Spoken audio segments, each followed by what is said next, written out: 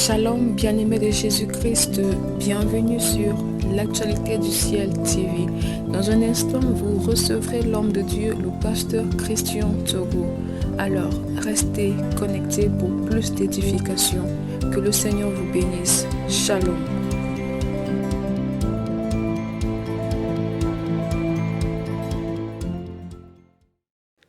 Père, nous te disons merci parce que tu nous accordes encore l'opportunité de comprendre ta parole. Nous sommes de ceux qui ont cette grâce parce que tu nous révèles ta parole, parce que tu nous révèles tes préceptes. Ce soir, une fois de plus, je te loue et je te dis merci de nous avoir rassemblés en ce lieu au nom de Jésus-Christ. Permets, ô Dieu, que la révélation nous amène véritablement à restaurer une communion véritable avec toi. Permets, ô Dieu, que par ces enseignements que nous puissions retrouver cet amour véritable. Nous prions au nom de Jésus-Christ. Amen. 1 Jean chapitre 3, verset 18 à 20, il est écrit: Petits enfants, n'aimons pas en parole et avec la langue, mais en action et avec vérité. Par là, nous connaîtrons que nous sommes de la vérité et nous rassurerons nos cœurs devant lui. Car si notre cœur nous condamne, Dieu est plus grand que notre cœur et il connaît toutes choses. Dans cette portion de la Bible, on nous fait voir à quoi devrait ressembler l'amour. Mais aujourd'hui, le monde a limité l'amour aux likes sur Facebook, aux émoticônes qu'on s'envoie les uns les autres. Mais on est en train de nous détacher de l'essence même de l'amour, de l'essence même de ce que devrait représenter l'amour dans chacune de nos vies. Un homme ne peut pas vivre sans amour. Si même les tyrans, des meurtriers comme Hitler, avaient des épouses, c'est parce qu'on a toujours besoin d'amour. L'homme a toujours envie d'aimer quelqu'un ou quelque chose. Et qu'on le veuille ou pas, on aimera toujours quelqu'un ou quelque chose. Et en retour, on voudra aussi être aimé. Pas se sentir aimé, mais être aimé, savoir que telle personne m'aime. J'ai du prix aux yeux de tel. Aujourd'hui, si je venais à disparaître, si l'autre ne disparaît pas avec moi, c'est parce qu'elle ne peut pas. Mais l'autre m'aime. Et on a tous besoin de ce merveilleux moment, de ce merveilleux sentiment. On l'a appelé sentiment, mais en réalité, l'amour, c'est une loi. C'est une loi qui s'applique à chaque être vivant. Quel que soit le règne animal, végétal, l'amour s'applique à chacun d'entre nous. Et que nous le voulions ou pas, ici, Dieu est en train de nous dire, nous ne devons plus aimer d'une certaine manière. Nous avons passé le temps à aimer d'une certaine manière. Quand on lit les versets qui viennent avant, on dit au verset 17, « Si quelqu'un possède des biens du monde et que voyant son frère dans le besoin, s'il lui ferme ses entrailles, comment l'amour de Dieu demeure-t-il en lui ?» Comment l'amour de Dieu demeure-t-il en lui? Dans cette portion, on est en train de nous montrer la générosité. On nous dit que nous devons apprendre à partager. Il y a un adage qui dit au Cameroun, maintenant on parle du vivre ensemble. Et on dit couramment vivre ensemble, c'est le manger ensemble. Lorsque tu dis que tu aimes, tu dois être capable de partager. Ne pas seulement dire je t'aime, mais être incapable de donner. Mais sauf que, si nous ramenons cela dans ce qui nous concerne aujourd'hui, et ce que Dieu m'a révélé pendant que j'étais en train de méditer, de prier en journée, en lisant cette portion de la Bible, c'est presque évident que si on aime quelqu'un, on lui donne. Mais ce n'est pas toujours sûr qu'on donne parce qu'on aime. Nous sommes ensemble. Quand tu aimes, tu vas donner. Tu n'as pas besoin d'avoir beaucoup. Tu as besoin d'aimer. La condition pour donner, c'est l'amour. La condition pour donner, ce n'est pas la quantité. Et si parfois aujourd'hui nos assemblées, nos familles ne progressent pas, c'est parce que chacun estime que ce qu'il a n'est pas assez pour lui. Et donc, il ne peut pas partager. Et dès que tu commences à penser que ce que tu as n'est pas assez pour toi et que tu ne peux pas partager, tu bloques toi-même le processus de réception dans ta vie. Tu empêches toi-même la providence. Rappelez-vous dimanche, je vous disais, on donne à ceux qui font quelque chose. Dès que vous allez commencer à faire quelque chose, vous allez voir qu'on va vous donner. Vous allez voir qu'on va vous donner. Pour ceux qui sont arrivés à Bodmakak, vous connaissez l'église. L'église, ils étaient dans la maison comme nous sommes là. Avec les retraites, les campagnes d'évangélisation, j'ai dit, bon, mes filles, on se retrouve là, samedi, on va évangéliser. On évangélise. Et puis, on fait une campagne, on fait un billet d'invitation, on invite le sous-préfet. Le sous-préfet étant venu, il est venu voir ce qu'on fait dans sa circonscription administrative. Il a dit que mais les gens ont besoin d'être encouragés. Et le pasteur qui lisait le mot de bienvenue dit, sous-préfet, tout ce qui nous manque ici, ce n'est qu'un espace. Nous sommes chez le frère. Le sous-préfet a dit, séance tenante, passez demain à mon bureau. Le lundi, le sous-préfet appelle le maire que trouve un espace à cette assemblée. Voilà l'église que vous voyez là. C'est comme ça l'église que vous voyez à Bodmakak là. C'est pour vous dire qu'en réalité, dès que vous allez commencer à faire quelque chose, les dons viendront. Mais si vous ne faites rien en disant, non, ce que j'ai là, vraiment, je n'ai pas assez, ainsi de suite, vous ne verrez rien se réaliser dans votre vie. La condition pour donner, c'est l'amour. Est-ce que tu aimes? Ce n'est pas est-ce que tu as beaucoup, mais est-ce que tu aimes? Parfois, nous avons l'impression que nos bien-aimés, nos frères qui sont à l'étranger, qui sont hors du continent africain, que comme ils nous envoient des choses, c'est qu'ils en ont tellement. Ils ne savent même pas quoi faire. C'est pour ça que dès qu'on appelle qu'on a tel problème, ils envoient 100 euros, ils envoient 1000 euros, ils envoient 10 000 euros. Frère, je vais te dire une chose. On ne donne pas parce qu'on a beaucoup. On donne parce qu'on aime. On donne parce qu'on aime. On donne parce qu'on aime. Et aujourd'hui, l'égocentrisme est tellement poussé à cause du capitalisme. Tout le monde veut réussir. Personne ne veut réussir avec l'autre. Tout le monde veut réussir. Je veux réussir. Il ne faut pas que nous réussissions ensemble. Non, il faut que je réussisse. Quand j'ai donc réussi, je peux maintenant me retourner et dire, bon, ok, Armel monte aussi. Oui, Ingrid, toi, tu peux monter. Oui, Cathy, toi, tu peux monter. Oui, toi, tu peux monter. Non, toi, tu ne montes pas. Toi, tu montes. Non. Cette façon de faire, c'est ça que Dieu dit ici là, que petits enfants, n'aimons pas en parole seulement. Parce que l'autre face, c'est que s'il est vrai que ceux qui vous donnent ne sont pas ceux qui en possèdent le plus, il est aussi vrai qu'il y en a qui ont quand même, mais qui ne vous donnent pas. Mais cependant qu'ils vous disent qu'ils vous aiment, mais qui ne vous donnent rien. C'est la preuve qu'ils ne vous aiment pas. Quelqu'un te voit, tu engages un business, tu as commencé quelque chose, tu es en train de faire, il vient et regarde, il dit que non, ce que tu es en train de faire est bien.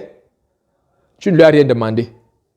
Mais la personne a quand même de quoi te soutenir. Mais la personne se dit, non, non, c'est bien, c'est bien. Dieu a dit demander. Tu dis non, Dieu a dit demander. Frère, est-ce que tu peux me soutenir? Non, non, je n'ai même pas. J'ai trop de responsabilités. J'ai trop de charges. Tu sais, dans mon assemblée même, j'ai des responsabilités là-bas, ma famille, ainsi de suite.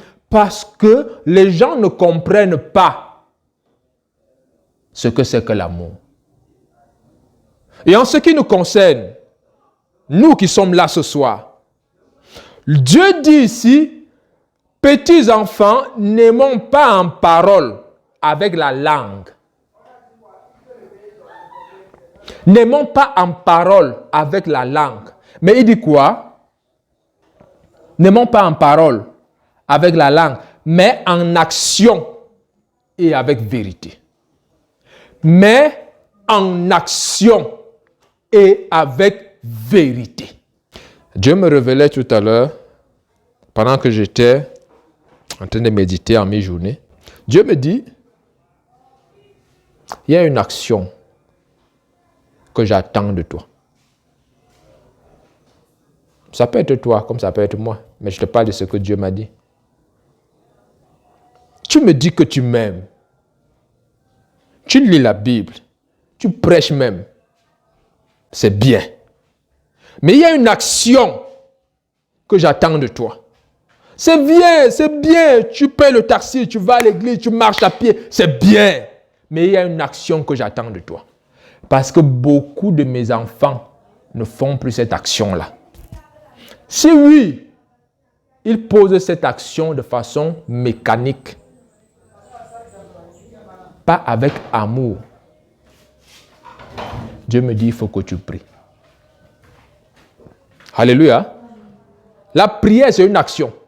Et c'est là que Dieu me dit, penser à moi, ce n'est pas prier. Alléluia. Amen. Penser à moi, ce n'est pas prier. Il vous est difficile de penser à Dieu pendant 5 minutes d'affilée. Parce qu'en temps, vous allez un peu le laisser. Vous allez penser à votre marmite. Vous allez penser à vos enfants. Vous allez penser à votre femme, à votre époux, ainsi de suite. Dieu me dit, il est temps que tu arrêtes de m'aimer en parole. Tu parles bien. Les gens t'écoutent, tu prêches, c'est bien. Je t'ai accordé cette grâce. Mais il y a une action que tu dois allier à cette parole. Il ne dit pas qu'il faut arrêter de parler. Il faut arrêter de dire je t'aime. Non. Mais il dit, à ces paroles qui sont bien, je les aime. Mais je veux que tu commences à poser des actions. Et c'est là que Dieu me parle de la prière. Il me dit, regarde, aujourd'hui, l'Église ne prie plus. On a dit plus haut que si quelqu'un a les biens matériels et qui n'assiste pas son frère, est-ce que l'amour de Dieu demeure en lui? Si quelqu'un est enfant de Dieu et qu'il ne prie pas, comment est-ce qu'il sait lui-même qu'il aime Dieu? Comment est-ce que tu sais que tu aimes Dieu si tu n'as pas de moment de prière? Comment tu sais que tu aimes Dieu si tu n'as pas de temps de communion avec lui? Comment tu sais que tu aimes Dieu si tu n'as pas un moment où tu peux te retirer et poser des actions? Vous pensez que vous retirez pendant 5 minutes ou 10 minutes pour intercéder pour la maman de Ngossim qui est là, qui a un kyste au rein. Vous pensez que c'est une action fortuite? Vous savez ce qui peut vous arriver demain? Vous savez ce qui peut arriver demain à un membre de votre famille? Frère, même pas en prévision de cela, par amour pour l'Église du Seigneur, par amour pour Dieu, Dieu veut qu'on entre en action. La prière, c'est l'action. Prêcher n'est pas l'action. Méditer la parole n'est pas une action. Mais prier, c'est une action. C'est pour ça que les gens vont se demander, mais pourquoi les gens la prient à haute voix? Pourquoi les gens la prient en parlant, en marchant, en faisant ceci? Bien aimé, c'est parce qu'on a en action.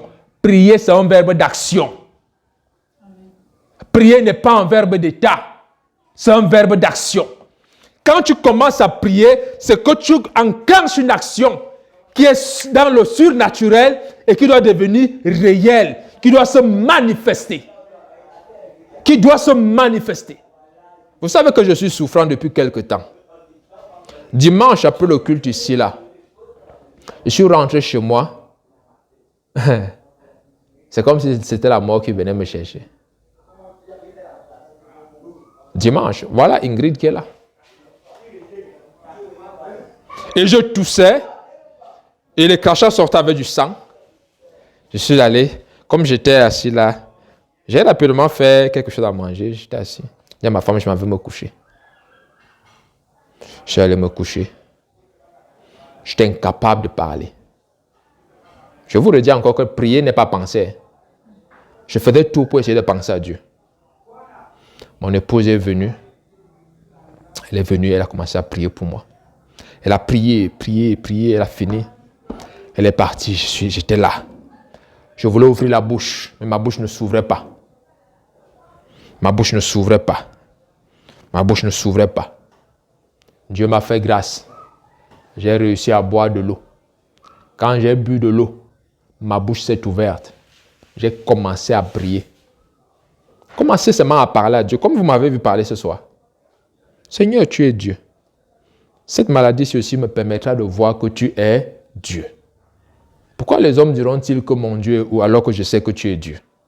J'ai commencé à prier, J'ai commencé à suer, prier, à transpirer, suer, commencer à prier. Jusqu'à j'ai appelé que, posez-moi l'eau, je vais me laver. C'est vrai ou c'est pas vrai? Me voici qui suis debout devant vous. Bien-aimé, rien n'est impossible à Dieu. Rien du tout.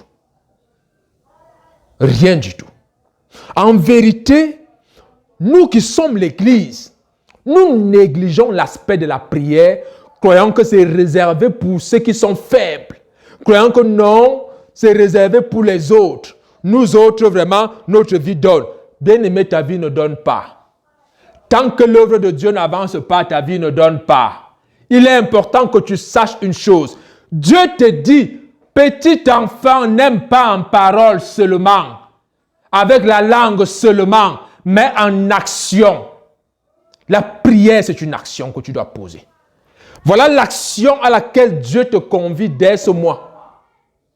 Dès ce jour, Dieu te convie à la prière. Ceci est valable pour notre ministère. Ceci est valable pour ta vie. Toi qui écoutes, pour que tu prennes conscience que la prière n'est pas facultative. La prière n'est pas facultative, que si je veux, je prie. Si je veux, je ne prie pas. Tu n'auras jamais de succès sans la prière.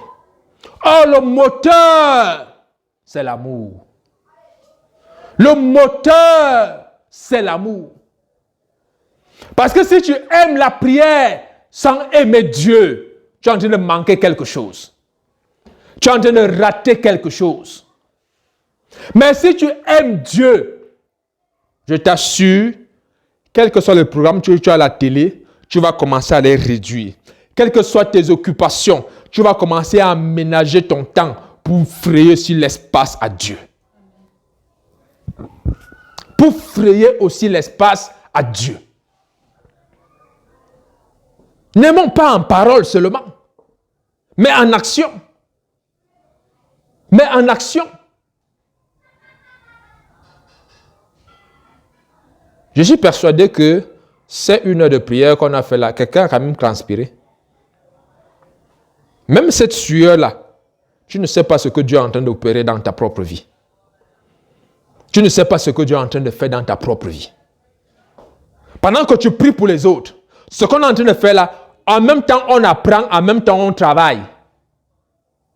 Ceux qui vont s'appliquer d'ici quelques jours, eux-mêmes ils vont sentir leur degré de prière, leur moment de communion devenir encore plus intense avec Dieu. Ce n'est jamais le premier jour qu'on ressent cette intensité, qu'on ressent la présence de Dieu. Mais je t'assure, si tu persévères, tu verras la gloire de Dieu. Amen. Si tu persévères, tu verras la gloire de Dieu. Aujourd'hui, nous aimons Dieu en parole. Nous aimons Dieu en fonction de nos assemblées. Nous ne prions plus pour les frères. Je vais vous dire une chose. Si Philippe a été une bénédiction un jour pour toi, tu dois être capable de prier que Dieu le ramène à de meilleurs sentiments. Même tous ceux qui sont partis, même s'ils sont là dehors, frère, le diable vole les âmes. L'enfer existe. L'enfer existe. Prenons conscience que notre prière est capable de changer les décrets. Que ces décrets viennent de Dieu ou de Satan, ta prière peut changer ça. Ta prière peut changer ça. On parle d'une action. On parle d'une action. Lorsque nous lisons dans Ésaïe 38,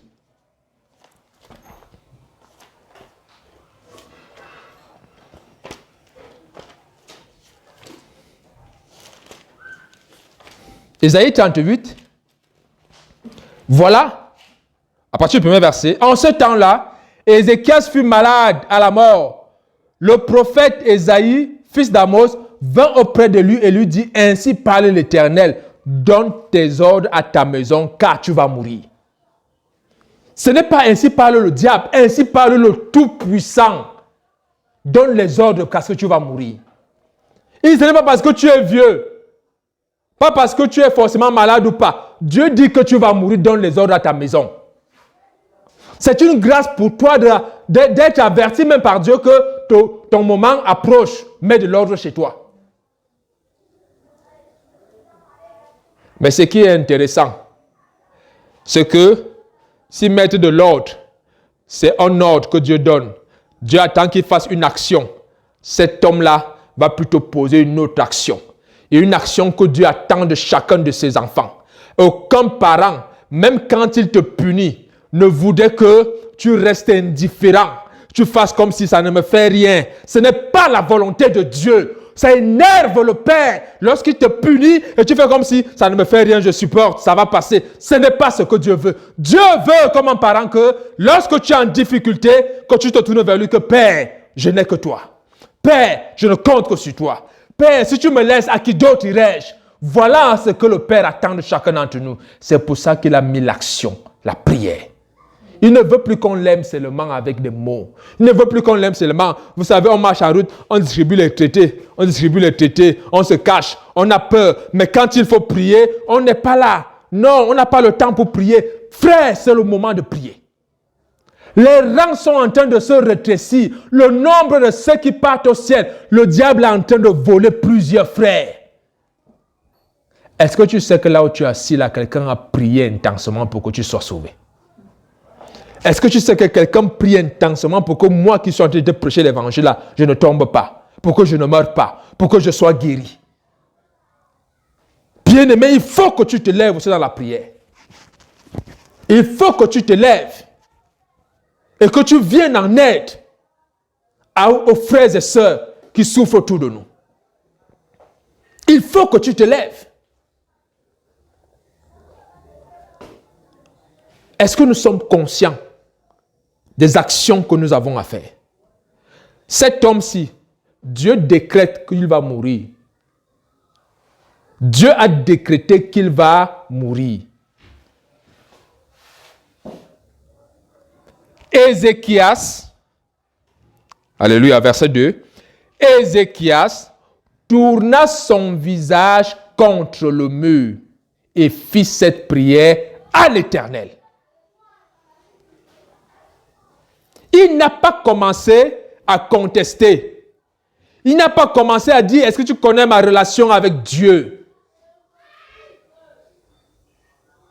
C'est la raison pour laquelle, quelles que soient les prophéties que les gens déclarent dans vos vies, si tu ne pries pas, elles ne s'accompliront pas. L'Église dit Amen. Elles ne s'accompliront pas. Combien de fois on a déclaré des choses dans ta vie? Ça, tu as vu ça? À part les sorciers qu'on déclare que tu aimes, tu vois. Je veux dire les bonnes choses. Vous ne les voyez pas parce que vous ne priez pas. Combien de fois on a déclaré que tu es guéri? La guérison n'est jamais venue. Parce que tu ne pries pas. Parce que tu ne pries pas. On a déclaré que tu es béni. Tu n'as pas vu la bénédiction. Parce que tu ne pries pas. On a déclaré que tu es restauré. Mais tu n'as pas vu la restauration dans ta vie, dans tes entreprises, dans tes relations, dans ton foyer, parce que tu ne pries pas. Tu ne poses pas l'action qu'il faut. Dieu a enclenché l'action. Il a dépêché Esaïe, il lui dit, mets de l'ordre. À l'action de Dieu, il a opposé une autre action qui vient toujours de Dieu, la prière. Mais quand le pasteur que je suis déclare, tu es béni, qu'est-ce que tu fais en retour? Tu commences à marcher comme ça. Je suis béni. Je suis béni. Frère, tu ne seras pas béni. Si tu ne pries pas, tu ne seras pas béni. Qu'on ne vous trompe pas. Qu'on ne vous trompe pas. S'il est vrai que le ciel est ouvert, je vais vous dire une chose. Chaque maison a une porte. Pour que tu reçoives là, il faut que tu entres. Et pour que ta prière entre là, il faut que ce soit à l'église.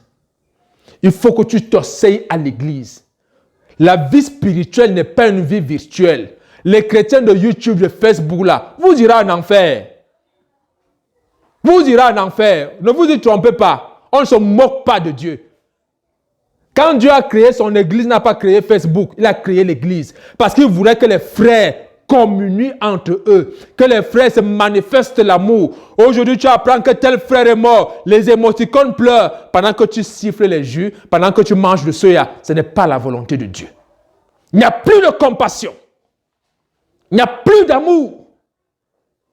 Plus du tout. C'est à peine, même si on apprend que tel frère est malade, on lui rend visite. On lui rend visite. On lui rend visite. Sommes-nous conscients de la grâce que nous avons d'avoir la possibilité de ne pas aimer seulement en parole? Je veux vous dire une chose. Et dit, petits enfants, n'aimons pas en parole seulement, mais avec action. Mais avec action. Et vérité. Mais avec action et vérité. Dieu a décrété qu'Ézéchias meure. Ézéchias était malade, couché sur son lit. Il ne s'est pas mis à genoux. Il ne s'est pas levé, il n'a pas levé les mains au ciel. Mais la Bible déclare qu'il a pu se retourner. S'il était couché, qu'il a vu Esaïe venir, il a vu Esaïe repartir, il a dit que je ne regarde plus le type-ci, je me tourne vers le mur. Parce que face au mur, il n'y a que moi et Dieu. Et il dit sa prière à l'Éternel. Il dit sa prière à l'Éternel. Et Dieu a changé ça. Amen. Et Dieu a changé ce qu'il avait décidé à cause de la prière d'Ézéchias. Est-ce que tu sais ce que Dieu a décidé de ta vie? Est-ce que tu sais ce que Dieu a décidé de ta vie? C'est comme ça que vous êtes là, vous ne savez pas. Dieu peut dire que non, tu vas encore attendre 5 ans avant de te marier. Mais comme tu es dans les rêves, tu penses que la vie est comme tu penses, et tu commences à vivre n'importe comment, tu commences à faire les enfants entre-temps. Et quand tu pars te marier, tu vis la misère. Tu dis que mais c'est le mariage comme ça là, c'est toi-même. Alors que tu aurais pu faire que Dieu qui a dit que tu te maries dans 5 ans, que Dieu fasse que tu te maries avant la fin de cette année, par la prière. Par la prière. Puisqu'il a dit qu'il n'est pas bon que l'homme soit seul, donc tu vas te marier, mais seulement, est-ce que toi, par ta prière, tu peux faire que tu reçoives les meilleures productions du ciel? Mais tu dis, ah, Dieu a dit qu'il veut me marier, ça va, j'attends seulement quand ça va venir. Quand ça vient aussi, ça vient. Si ça ne vient pas aussi, ça va. Crois-tu réellement? Crois-tu que Dieu est capable d'agir? Il y a une action à faire, bien-aimé. Alléluia. Amen. Il y a une action à faire. Je ne sais pas si vous êtes conscient de ça, mais Dieu m'a clairement dit, voilà l'action que j'attends de toi maintenant. Je sais que tu m'aimes. Peut-être les autres ne m'aiment pas, mais je sais que toi, tu m'aimes. Toi, tu es assis là, Dieu s'adresse à toi.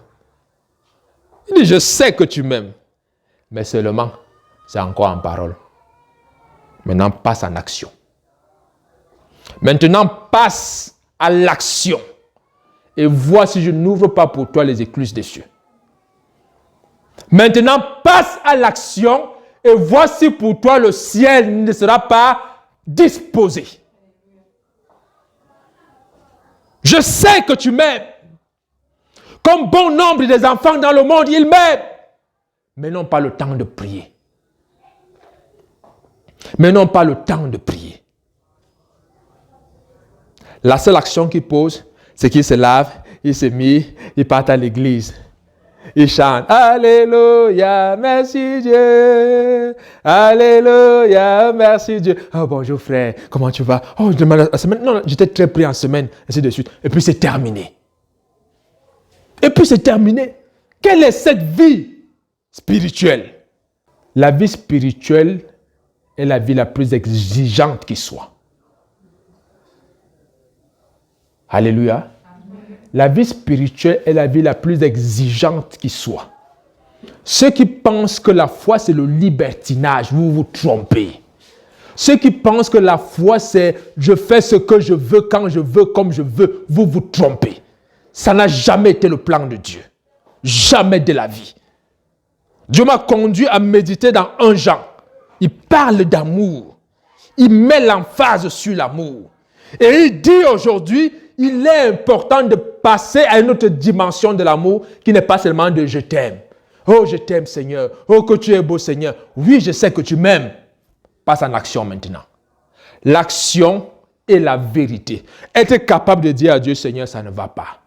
Être capable de dire à Dieu, Seigneur, il y a tel frère à l'église qui me manque. Il y a tel ça à l'église qui me manque. Il est capable de dire, Seigneur, je n'ai pas mangé aujourd'hui, fais quelque chose pour moi. Seigneur, souviens-toi de ma femme, de mes enfants. Souviens-toi de tel frère, de telle sœur. De passer à l'action.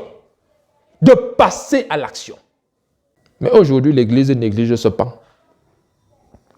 Nous chantons, nous prêchons, nous ne prions pas. Nous chantons, nous prêchons, nous ne prions pas. Quand vous allez lire la Bible, Jésus prêchait, Jésus priait, Jésus chantait, il faisait les trois. Il chantait les cantiques. Le soir même où il fut livré, il chantait les cantiques. Il priait le même soir, il prêchait le même soir. Jésus faisait les trois. Mais nous, on s'est limité seulement à prêcher et à chanter. Parce qu'on aime les mélodies. Parce qu'on aime la rhétorique. Mais on n'aime pas la prière. Or, c'est dans la prière-là que Dieu va nous révéler le choix qu'il faut faire. Est-ce que tu sais que tu peux avoir même plusieurs propositions de mariage, mais Dieu te révèle ce que tu ne dois pas prendre. Mais comme nous ne prions pas, nous nous disons non. Si j'ai des propositions, je me sens bien avec l'autre. Bientôt, tu vas te sentir très mal.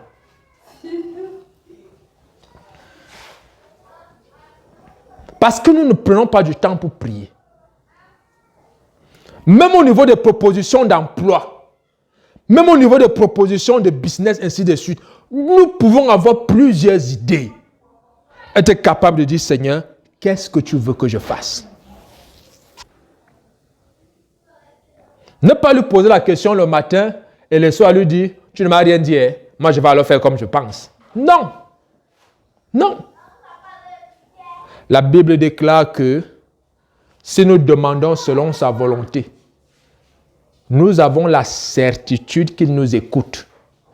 Et je vais te dire une chose, chaque fois que quelqu'un t'écoute, il va te répondre. Quand tu es avec un grand, tu peux lui poser ton problème, il t'écoute. Il ne dit rien, mais il va te répondre. Alléluia. Il va te répondre. S'il ne t'écoute pas, il ne te répondra pas. Mais comme tu n'es pas conscient que Dieu t'écoute, c'est pour ça que tu vas parler et tu vas aller faire ce que tu veux. Mais si tu es conscient que Dieu t'écoute, je vais vous donner un secret. Tu finis de prier chez toi. Seigneur, il y a ceci. Seigneur, il y a cela. Seigneur, voici. Qu'est-ce que je dois faire? Seigneur, montre-moi le chemin, ainsi de suite. Tu ne me dis pas. Tu ne dis même pas à un de tes frères. Tu vois ton frère qui vient te rendre visite. Puis ma soeur, comme tu vois là, voici. Tu le regardes comme ça là. Tu souris. Parce que Dieu vient de te répondre. Parce que comme tu attends que Dieu te réponde, Dieu vient de te répondre. Mais comme tu ne sais pas que Dieu t'a écouté, tu ne sauras pas aussi attendre que tu dois aussi écouter de Dieu. Que tu dois aussi écouter de Dieu. Et c'est ça qui fait toute la différence. Et c'est ça qui fait toute la différence. Bien-aimé, Dieu a un projet de paix pour toi. Mais Dieu veut que tu entres en action. Il y a une action pour actionner la paix dans ta vie. Pour actionner la bénédiction de Dieu dans ta vie, tu as quelque chose à faire.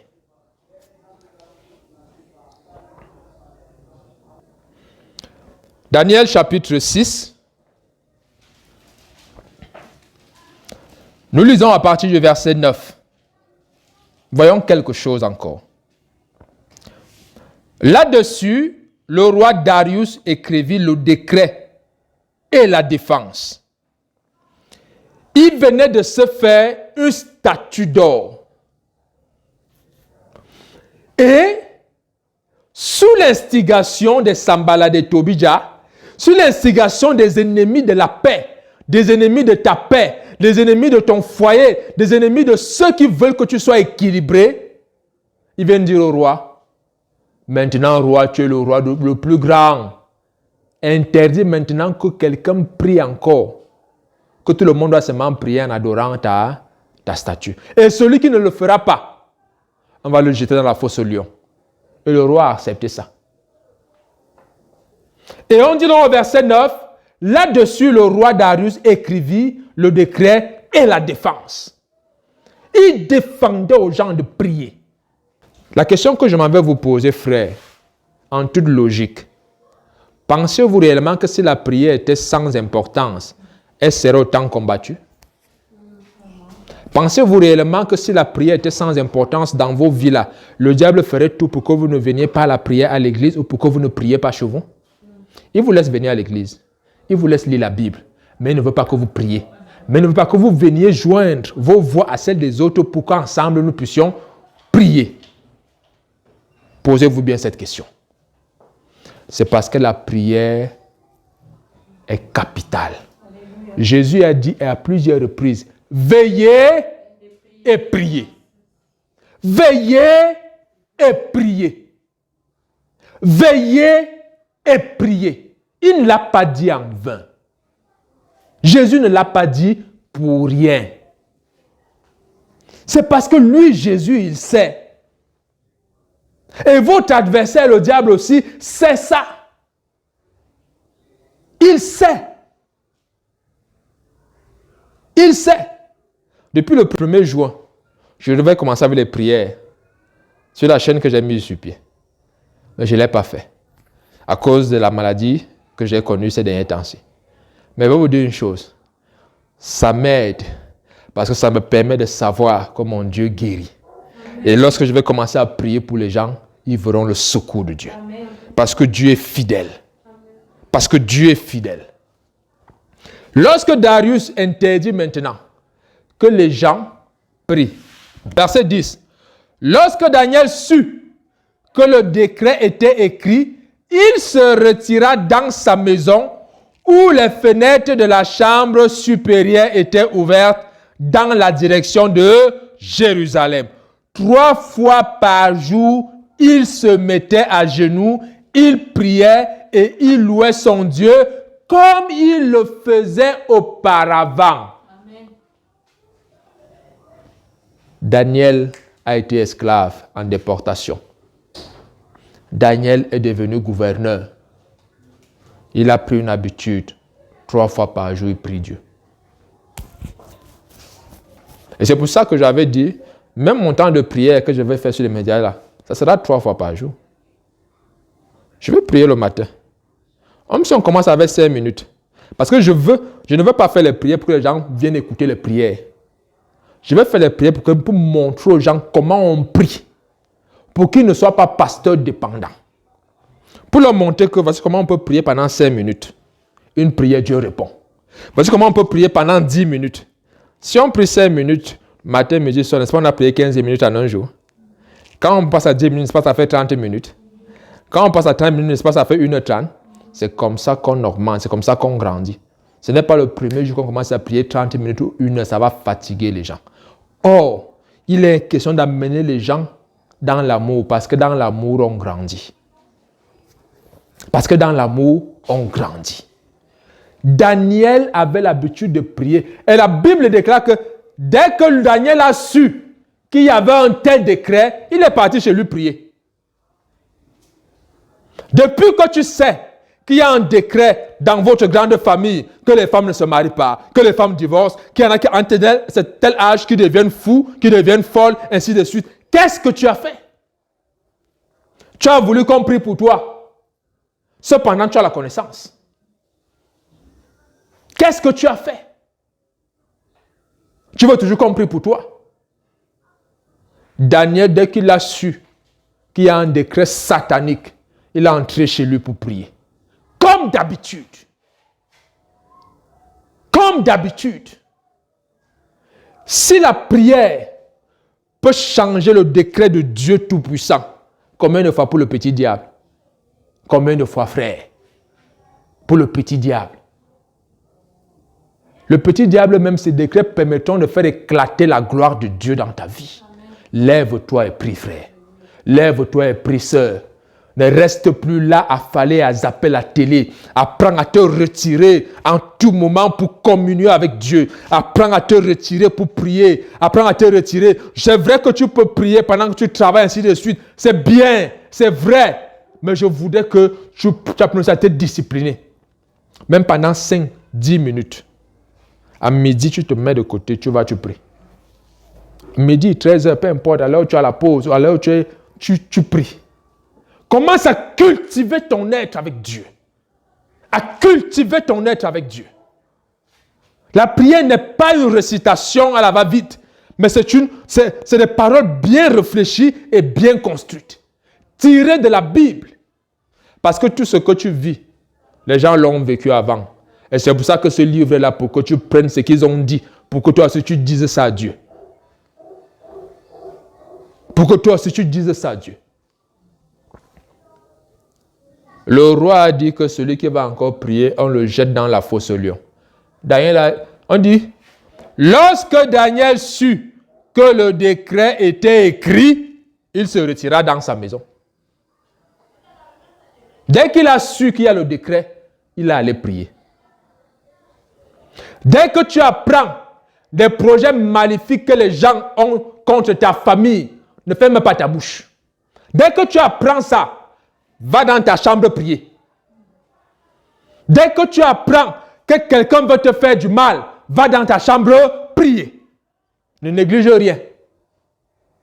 Ne néglige rien. Il n'y a pas de je blaguais. Ne néglige rien. Entre dans ta chambre et va prier. Entre dans ta chambre et invoque le Seigneur. Voilà une action, non? Voilà ce que Dieu m'enseigne. Vous m'aimez, mais vous ne posez pas une action. Vous m'aimez seulement en parole. Vous payez le taxi. Vous faites ceci. Je fais cela. Mais il n'y a pas l'action qui doit faire en sorte que les choses, tout ton environnement change. Cette action, c'est la prière. Amen. Cette action, c'est ta prière. C'est ta prière. Moi, je désire bénir ton message. Je désire bénir ton enseignement. Mais où est la prière? La prière, c'est cette action qui me fera aussi entrer en action. Lorsque tu poses une action, moi aussi, j'entre encore en action. Il est important que vous sachiez une chose. Ézéchias était malade. Ésaïe vient lui dire, tu vas mourir. Ésaïe lui dit, tu vas mourir. Dès qu'Ézéchias a commencé à prier, Dieu a encore envoyé Ésaïe pour dire à Ézéchias, non, on va dire à Ézéchias que je le guéris. Parce que sa prière là, c'est trop bien. Il faut qu'il continue encore de faire ça, je le guéris. Dès que tu entres en action, Dieu entre en action. Le diable a émis un décret. Daniel est entré en action. Dès que Daniel est entré en action, Dieu est entré en action. Alléluia. Amen. Dieu est entré en action. Lisons juste la fin. À partir du verset 16, il est écrit. Alors le roi donna l'ordre qu'on amène Daniel et qu'on le jette dans la fosse au lion. Le roi prit la parole et dit à Daniel, puisse ton Dieu, que tu sers avec quoi? Te délivrer. Te délivrer. Dès que tu entres en action, Dieu entre en action. C'est ça la prière. La prière, la vie de prière n'attend pas les situations. Même si tu n'as aucune situation, tu commences à prier. Alléluia. Tu commences à prier. Même si tu n'as pas les infirmes chez toi, commence déjà à prier contre ça. Commence déjà à prier contre ça. Tu n'as pas les célibataires chez toi, commence déjà à prier contre ça. Dans cette assemblée, il n'y aura jamais de divorce au nom de Jésus-Christ. Amen. Quelles que soient les situations, il y aura toujours réconciliation au nom de Jésus-Christ. Bien aimé, voilà comment nous devons prier. Il n'est pas question pour nous d'attendre que les événements arrivent pour qu'on commence à prier. En ce moment-là, la prière n'est plus faite avec assurance. La prière est faite avec panique. Et ce genre de prière, Dieu n'aime pas. C'est pour ça que je veux montrer aux gens comment il faut prier. Est-ce que nous sommes ensemble? La prière faite sous pression, c'est une prière faite sous panique. Pendant que tu paniques, tu n'es plus dans la vérité de la prière. Il dit en action et avec quoi? Vérité. Oh Jésus-Christ, il préparait sa rencontre depuis avec la croix. Quand il arrive, il dit, Seigneur, s'il est possible, éloigne de moi cette coupe. Or, pas ce que je veux, mais ce que tu veux. Il ne panique pas. Il est très conscient de ce qu'il fait. Daniel, on dit qu'il avait l'habitude déjà de prier. Il ne savait pas ce que le roi devait faire, mais le roi l'a quand même fait. Lui n'a pas changé de prier. On dit qu'il priait et il louait l'Éternel comme d'habitude. Et il louait Dieu comme d'habitude. Et par conséquent, le moment venu, même le roi lui dit que ton Dieu que tu sers avec persévérance te délivre. Est-ce que Dieu ne l'a pas délivré? Dieu l'a délivré. Et sache que Dieu va aussi te délivrer.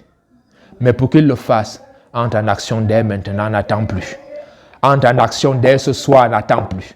Entre en action dès maintenant, n'attends plus. N'attends pas que les événements viennent te submerger à tel point que tu seras incapable de prier. Dès maintenant que ta bouche ne se ferme plus jamais. Adore Dieu, élève Dieu, proclame qui tu es en Christ. Proclame ce que Dieu a fait de ta vie. Proclame ce que tu es devenu en Jésus-Christ. Proclame ce que Dieu dit que tu es.